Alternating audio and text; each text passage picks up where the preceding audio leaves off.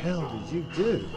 Shooting horror films is kind of a controversial topic because some could say it's really easy because it's relying on low budget a lot of the time, but in other instances it could be a big challenge as well because there's a lot of technicalities that really go into it. For this film, there were a lot of challenges that got brought up between trying to make a real person appear dead and just work with different challenges that we face on set when you have a custom set build, and I just want to kind of break some of these things down. Starting off, we built a custom built set for this film, which is something that I love doing. We've been doing it for a while now. It lets me get very creative with the shots I want to choose, and if I want to even make a 3D model of the set, I can do that and really plan out storyboards really precisely. Even though there's a lot of pros about having this set, there are still a handful of cons, and one that we faced for this set was that we didn't have a ceiling, and it turned out to be a bit more important than I had known. I knew I wanted this shot where it's a POV of the corpse staring up at the main actor, and when shooting this we ran into the problem that we did not have a ceiling, and this is one of those things that I just did not think through, and no matter how many times you keep planning and planning stuff for a shoot, there always seems to be some detail that you kind of miss.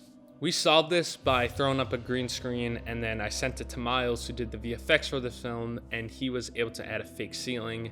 And this is definitely one of those things where if you were in a normal house, you'd definitely have a normal ceiling, but you really just have to weigh out the pros and cons of filming on a set. Another aspect of this film was that we got to shoot outside for the first time in a while. For this, we put up a very large Nova light that covered pretty much the whole backyard, and it was pretty surprising how much this light lit up the backyard, considering it's a pretty big space.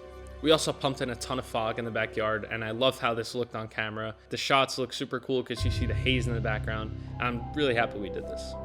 I'd say the biggest challenge faced for shooting outside was seeing the dead body. I knew I couldn't ask this actor to get fully into the ground and cover her with dirt, so we had to kind of work around this.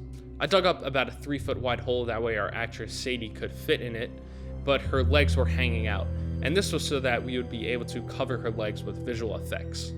Once again, our VFX team Miles did this, and he did a really nice job being able to track everything, considering that it was a moving shot, and I'm really happy with how it looked.